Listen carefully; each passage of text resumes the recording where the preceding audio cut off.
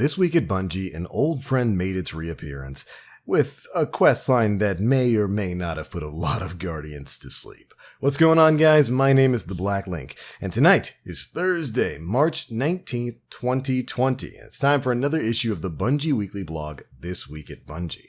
Some pretty interesting stuff this time around. We've got, of course, the return of the Iron Banner, the first of the season. We've got Trials getting ready to start up again tomorrow for its second weekend. And as a part of the Trials thing, we've actually got a brand new Twitch extension straight from Bungie that's going to help you keep tabs on your favorite streamers.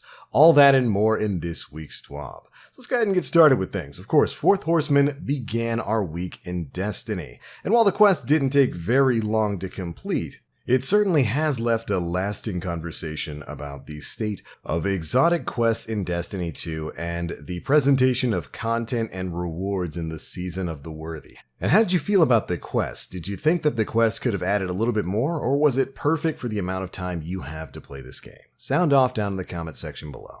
One thing is for certain, people are always looking for something new to do in the world of Destiny 2, and that's certainly one of the best things it's got going for it. But speaking of something new, we've got a brand new Twitch extension straight from the devs at Bungie that's going to be offering something really cool. Here's what they had to say. With Weekend 2 of Trials of Osiris on rapid approach, we're excited to announce our first Bungie-developed Twitch extension. Bridging the gap between streamer and viewer, you can now quickly glance at the current state of a streamer's perks, passage, weapons, armor, perks, mods, catalysts, and more. And no, I didn't mess up. They put perks down twice on that list. We're also launching the first Twitch weekly bounty. After each match, you'll have the time to react to a clutch play or a heartbreaking loss with some Destiny-themed emotes and earn progress towards this unique bounty. Upon completion, players will be rewarded with Glimmer, XP, and Trials tokens within Destiny 2. And this is something really, really cool. If you're somebody out there like myself who loves playing Destiny 2, but also watching it, I love watching games of Trials over on Twitch, this is going to be an extension that's perfect for you. We get a quick little clip of how it's going to work here. Basically, you're going to be able to pull up the streamer that you're watching's loadout, allowing you to see and judge the weapons, armor, and abilities that streamer is currently rocking. You're even going to be able to see specifically what game they're on and whether or not they're on a streak for their Trials card. This is really cool. It's a great evolution on like the DIM extension or some of those other extensions out there that already kind of let you see exactly what players were having equipped at that moment based on who you were watching. And I love that Bungie's basically working with this on their own to put this sort of thing out. And even better is the fact that they're actually tying some in-game loot into a Twitch weekly bounty. So playing around with this extension, responding to games that you're watching on Twitch is actually going to be able to get you rewards in the game. You're going to be able to get Glimmer, XP, and even Trials tokens within Destiny 2.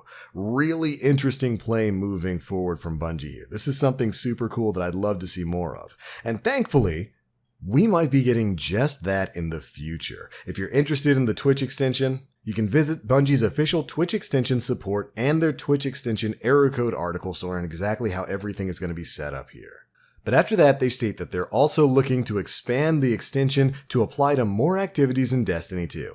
Which activities would you like to be supported in the future? What other bounties would you like to see? Make sure you sound off on all the usual places. So the Bungie forums, their Twitter page, all that kind of stuff, and even in the comments of this video. And I'll go ahead and throw one out right now.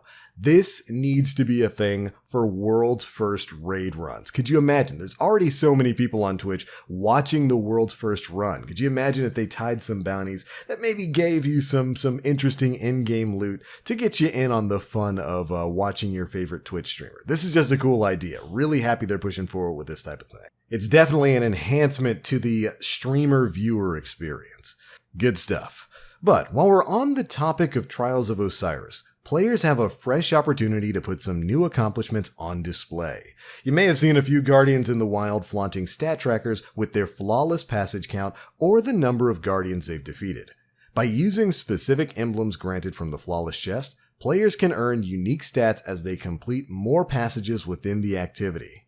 They've also introduced a way for Guardians to identify themselves as either Lightmakers or Lightbreakers. Now you might be wondering, what does that mean? Well, for Lightmakers, with the Light for the Lost emblem equipped, Help Guardians to their first ever flawless passage. You can then be identified by the white glows on your flawless armor. And then we get a great look at the Light for the Lost emblem. So if you're somebody out there who likes to Sherpa people through, get them up to the lighthouse, get them their flawless gear, this is the emblem and glow for you. You're going to glow white to show people that you're, well, we'll say a little bit friendlier on the trial spectrum.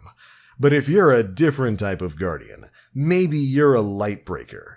Well, with the Flawless Empyrean emblem equipped, you can reach 7 wins on a passage and then continue winning matches. With this, you'll be identified by red glows on your flawless armor to show people that you're not there to help anybody get to the lighthouse. You're there to stop a few people. So this is definitely for you Guardians out there who like to flex your skills in PvP.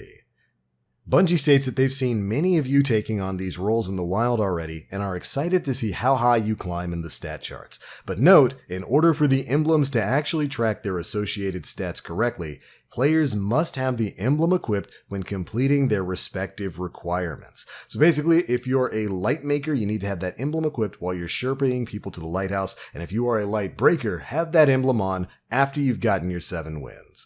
Additionally, Bungie will also be highlighting some of the greatest Lightmakers and Lightbreakers alike in future articles. So get out there and get to it. Can't wait to see where that's going to go. But that's not the only bit of PvP content we have to talk about this week. On the other side of the spectrum when it comes to in-game PvP, we have the Iron Banner. And the first Iron Banner of Season 10 is going to be going live next week. Once again, Lord Saladin calls upon Guardians to test the strength of their iron. While power-enabled combat is no longer exclusive to Iron Banner, this is your 6v6 battleground, and as announced earlier today, artifact power will be disabled in Iron Banner. Don't worry though, you'll still have the opportunity to put your pinnacle power on display. But we've also got something new dropping with Iron Banner this time around. This season, Lord Saladin is also offering a pursuit weapon as reward for completing the Smelting Light quest. You'll be challenged to capture zones and defeat opponents with a collection of weapons on your journey to earning the Point of the Stag legendary bow. Yes, this is the one pinnacle weapon confirmed for Season 10. And, well, I have to say, unfortunately, it is tied to Iron Banner and Iron Banner alone. That, of course, has been a major topic of conversation over the course of the season. A lot of people were a bit upset that there's no Gambit, no Vanguard pinnacle weapons, no real pinnacle pursuits for either of those factions, which does cut down a bit on the reason for playing the game. Bungie stated that they had to make those cuts so that they could focus a bit more on Trials of Osiris, and that while they were surprised that people apparently like pursuit weapons, I don't know why they would be surprised about that, those conversations are ongoing, but they haven't exactly come to a conclusion upon how they're going to be handling that in the future. So for right now, if you're looking for a ritual weapon, a pursuit weapon, a pinnacle weapon to go for in this season, it's going to be the Iron Banner bow. Now, additionally, the Iron Remembrance armor set is also going to be making its return in next week's Iron Banner. Of course, up to Armor 2.0 standards. And as usual, there will be a litany of Iron Banner weekly bounties that will award you pinnacle power. So if you've been doing kind of the casual grind to get yourself up to the upper 990s in terms of power level, Iron Banner next week is going to be your way to shoot past power level 1000. Anyways, the Iron Banner will begin at 10 a.m. Pacific time starting on March 24th and run all the way until 10 a.m. Pacific time on March 31st. Here's hoping the matchmaking is going to be a little bit better this time around.